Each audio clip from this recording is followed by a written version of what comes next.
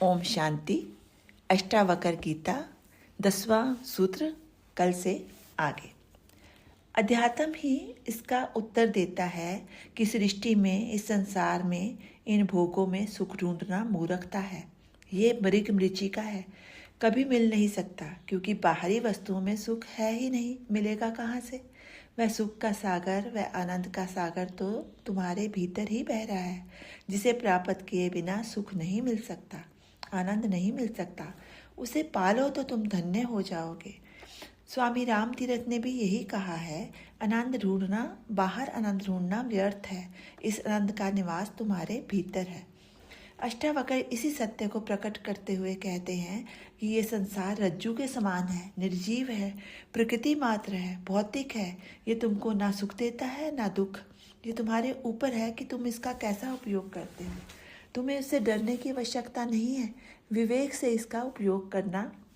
किंतु तुम इससे सर्प की कल्पना करते भागे जा रहे हो, पसीना पसीना होते जाते हो। सर्ववत देखकर तुम्हारे हृदय की धड़कन बढ़ रही है। ये सब तुम्हारी भ्रांति के कारण है। तुमने रस्सी को सांप समझ लिया है। तुम्हारी ये भ्रांति अज्ञान के कारण पैदा हुई है।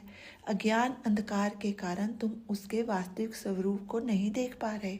तुम ज्ञान चक्षुओं से जब तक उसका वास्तविक स्वरूप नहीं देख लोगे, तब तक तुम्हारी भ्रांति मिटेगी नहीं।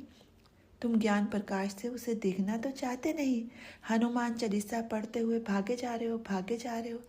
वह तुम्हारी मानसिक दशा है।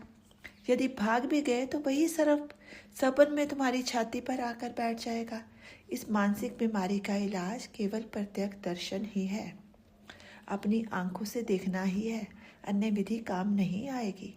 अष्टावक्र जनक को कहते हैं, संसार सत्य है या असत, अच्छा है या बुरा, रस्सी है या सर्प, इससे कोई प्रयोजन नहीं। तू संसारी है ही नहीं। तेरे लिए भय का कोई कारण नहीं है। तू आत्मा है, जो आत्मा परमानंद में भी आनंद है। फिर तेरे में दुख भय आदि कैसे व्याप्त हो सकता है? तू ज्ञानी ही नहीं है, स्वयं ज्ञान है, बोध है। इसलिए तू सुखपूर्वक विचर। इस आत्म ज्ञान से तेरे सारे संशय भ्रम दूर हो जाएंगे। संसार के प्रति जो तेरी दृष्टि है वह बदल जाएगी। अज्ञानी ही संसार से भयभीत होता है। ज्ञान होने पर वह इस भय से मुक्त हो जाता है। ओम शांति। शेष